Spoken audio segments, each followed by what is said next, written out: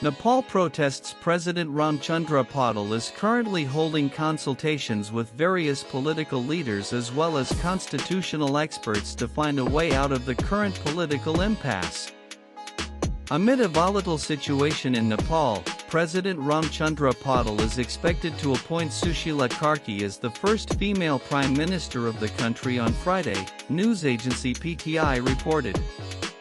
Talks among various stakeholders, including representatives of the Gen Z group which spearheaded the anti-government protests the army chief, and ended inconclusively at Thursday midnight.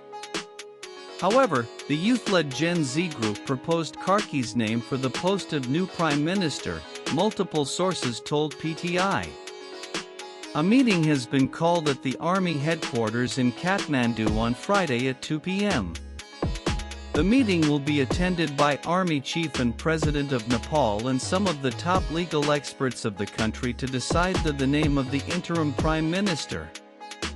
According to sources, Sushila Karki will also attend this meeting. If the name of the interim Prime Minister will be decided in accordance with the Constitution of Nepal, it is certain that Sushila Karki will be the first choice of the President and Army Chief. Amid these developments, President Ramchandra Paudel is currently holding consultations with various political leaders as well as constitutional experts to find a way out of the current political impasse. Two options were considered for forming the new government, such as dissolving parliament or retaining it. However, the agitating group has agreed to seek a solution within the constitutional framework. Meanwhile, the overnight curfew has been relaxed for 4 hours from 7 a.m. to 11 a.m. to allow people time to ease into daily life. Restrictive orders will be in place across the country from 11 a.m. to 5 p.m., followed by a 2-hour window before curfew resumes from 7 p.m. to 6 a.m. the next day. KP Sharma Ali resigned as Prime Minister on Tuesday shortly after hundreds of agitators entered his office demanding his resignation for the death of at least 19 people in police action during Monday's protests over corruption and a social media ban. The ban on social media was lifted Monday night. President Paudel has accepted Ola's resignation but stated that the cabinet led by him will continue to run the government until a new council of ministers is formed. According to the Ministry of Health, the number of people killed so far during the protests held on Monday and Tuesday has risen to 34. Former Chief Justice Sushila Karki, Kathmandu Mayor Bailendra Shah, former CEO of Nepal Electricity Authority Kulman Geising and Mayor of Dharan Harka Sampang were among those being considered by the protesting Gen Z group to lead the government.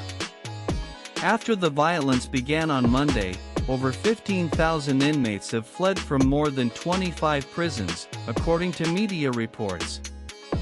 The army, which has taken control of security, extended prohibitory orders in 3 districts of Kathmandu Valley while allowing public movement during specific windows, as the Himalayan nation gradually returned to normalcy.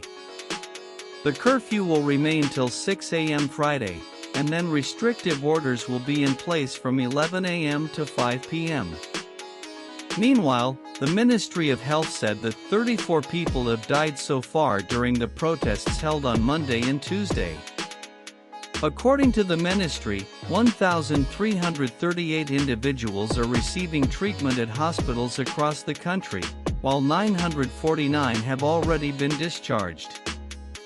3 inmates were killed and 13 others injured on Thursday during clashes with security personnel at the Rainchap District Prison in Madhya Province, officials said.